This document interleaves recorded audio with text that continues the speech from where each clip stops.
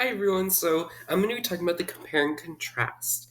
So there are a few steps to comparing and contrasting when it comes down to writing. So choosing a compare and contrast topic. So in my class, we actually had a list of things that we could choose from. So for me, I chose whatever was in my field of interest, FOI. So I don't quite remember exactly what my topic was at this moment, but I did something similar to kind of what I wanted to learn about.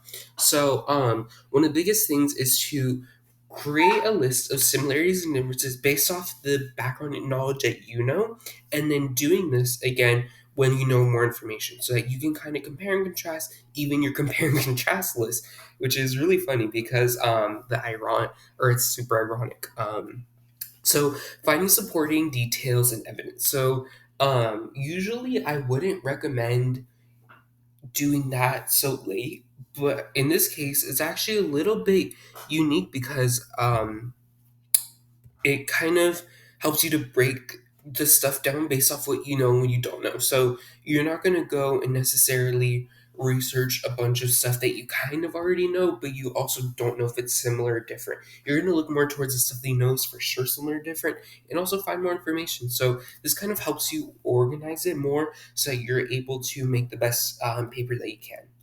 So outlining and compare and contrast essay is really, really important because um, knowing your content first is basically how you're able to kind of break down your paper so that it's less work. So knowing subject to subject kind of helps you know, okay, so I need to make this point, then this point, and then this point.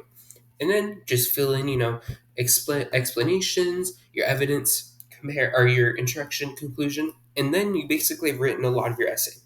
So step five, writing compare and contrast essays or paper, whichever one you prefer calling, um, can be very overwhelming, I will say, because you're dealing with a lot of information and you basically are having a one sided conversation with yourself where you have to be professional and on a paper. So it can be really overwhelming. So definitely give yourself enough time. I would say possibly go to like a boba shop, coffee shop or something, somewhere where you can really focus and get in your element to be able to write down your paper and make sure and edit a few times before you feel like you are ready to turn it in.